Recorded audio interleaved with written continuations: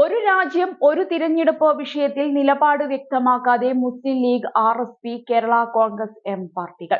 പുതിയ നയത്തെക്കുറിച്ച് പഠിക്കാൻ കേന്ദ്ര സർക്കാർ നിയോഗിച്ച രാംനാഥ് കോവിന്ദ് കമ്മീഷന്റെ ചോദ്യത്തോടാണ് മൂന്ന് പാർട്ടികളും പ്രതികരിക്കാതിരിക്കുന്നത്.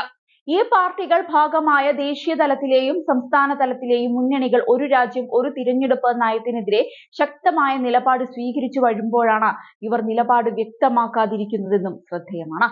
രാജ്യത്തെ ഒട്ടുമിക്ക അംഗീകൃത പാർട്ടികളോടെല്ലാം തന്നെ കമ്മീഷൻ അഭിപ്രായം തേടിയിട്ടുണ്ട്. ഇതിൽ NDA ചേരിയിലേത് ഉൾപ്പെടെ 32 പാർട്ടികൾ ഒരു ഇന്ത്യ ഒരു തിരഞ്ഞെടുപ്പ് ആശയത്തെ അനുകൂലിച്ചപ്പോൾ 15 പാർട്ടികളാണ് എതിർത്തത്.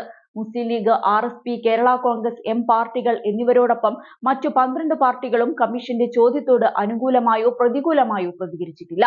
ദേശീയ പാർട്ടികളുടെ കാര്യത്തിൽ BJPയും NPPയും മാത്രമാണ് നയത്തെ അനുകൂലിക്കുന്നത്. മറുവശത്ത് Congress, CPM, BSP, SP, AAP പാർട്ടികൾ നയത്തെ എതിർക്കുന്നു. ഇന്ത്യ സഖ്യത്തിലെ പ്രധാന കക്ഷിയായ NCPയും NDA സഖ്യത്തിലെ TDPയും വിഷയത്തിൽ പ്രതികരിച്ചിട്ടില്ല. അതേസമയം രാഷ്ട്രമെന്നാൽ എല്ലാം ഒരുപോലെ വേണമെന്ന ശാഠ്യമാണ് BJPയുടെ ദേശീയതയെന്ന് CPM കേന്ദ്ര കമ്മിറ്റി അംഗം തോമസ് ഐസക് പ്രതികരിച്ചു. രാജ്യത്തിന്റെ വൈവിധ്യത്തെ അംഗീകരിക്കുവാൻ അവർ തയ്യാറല്ല. അതിന്റെ ഏറ്റവും അവസാനത്തെ ഉദാഹരണമാണ് ഒരു രാഷ്ട്രം ഒരു തിരഞ്ഞെടുപ്പ് എന്നുള്ളത്. ഇത് നിലവിലുള്ള ഫെഡറൽ സംവിധാനത്തെ തുരങ്കം വെക്കുന്നതാണ്. സംസ്ഥാനങ്ങളിൽ കേന്ദ്രത്തിന് നേരിട്ട് ഭരണം ഏർപ്പെടുത്തുന്നതിനുള്ള കൂടുതൽ സൗകര്യങ്ങൾ സൃഷ്ടിക്കുന്നതാണ്. ഏകാധിപത്യപരമാണെന്നും അദ്ദേഹം എടുത്തു പറഞ്ഞു. 1967 വരെ ഒരേ സമയത്തായിരുന്നു കേന്ദ്ര സംസ്ഥാന തിരഞ്ഞെടുപ്പുകൾ നടന്നിരുന്നതെന്നത് ശരി തന്നെ. പക്ഷേ BJP ഇപ്പോൾ കൊണ്ടുവരാൻ ഉദ്ദേശിക്കുന്ന നിയമ ഭേദഗതിയുടെ അടിസ്ഥാനത്തിലായിരുന്നില്ലല്ലോ അത്. പ്രസക്തമായ ചോദ്യം പിന്നീടുള്ള കാലത്ത് എന്തുകൊണ്ട് സംസ്ഥാന തിരഞ്ഞെടുപ്പുകൾ ദേശീയ തിരഞ്ഞെടുപ്പിൽ നിന്ന് വേറിട്ടുവെന്നുള്ളതാണ്.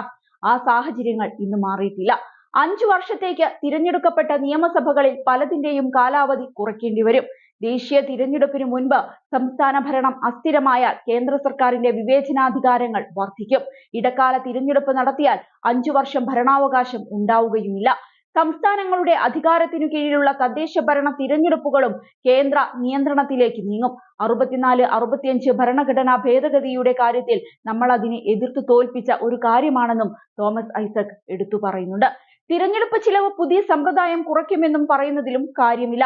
രാജ്യത്തെ ദേശീയ തെരഞ്ഞെടുപ്പിന്റെ ചിലവ് 2014 30,000 കോടി രൂപയായിരുന്നു. 2019 60,000 കോടി രൂപയായി. 2024 തിരഞ്ഞെടുപ്പ് ചിലവ് 1,35,000 കോടി രൂപയാണ്. 5 വർഷം കൂടുമ്പോൾ ദേശീയ തിരഞ്ഞെടുപ്പിന്റെ ചിലവ് ഇരട്ടിയായിക്കൊണ്ടിരിക്കുന്നത് നിയമസഭാ തിരഞ്ഞെടുപ്പും പ്രാദേശിക തിരഞ്ഞെടുപ്പും വെവ്വേറെ നടത്തിയതുകൊണ്ടല്ലോ. തിരഞ്ഞെടുപ്പ് ചിലവ് കുറയ്ക്കാനുള്ള മാർഗം കള്ളപ്പണവും മറ്റും തിരഞ്ഞെടുപ്പിന് ഉപയോഗിക്കുന്നതിനെതിരെ കർശനമായ നിയമ നടപടി സ്വീകരിക്കുക എന്നതാണ്. ഇക്കാര്യത്തിൽ ഏറ്റവും വലിയ കുറ്റവാളി BJPയാണ്. അടുത്ത പാർലമെന്റ് സമ്മേളനത്തിൽ നിയമം അവതരിപ്പിക്കുമെന്നാണ് പറയുന്നത്. ഭരണഘടനാ ഭേദഗതിയും വേണ്ടിവരുമത്രേ. അതിനുള്ള ഭൂരിപക്ഷം BJPക്ക് എവിടെയുണ്ട്? അതുകൊണ്ട് 56 ഇഞ്ചിന്റെ ചങ്കൂറ്റ പ്രദർശനത്തിന് ഒരവസരം കണ്ടെത്താനുള്ള ശ്രമമാണിത്.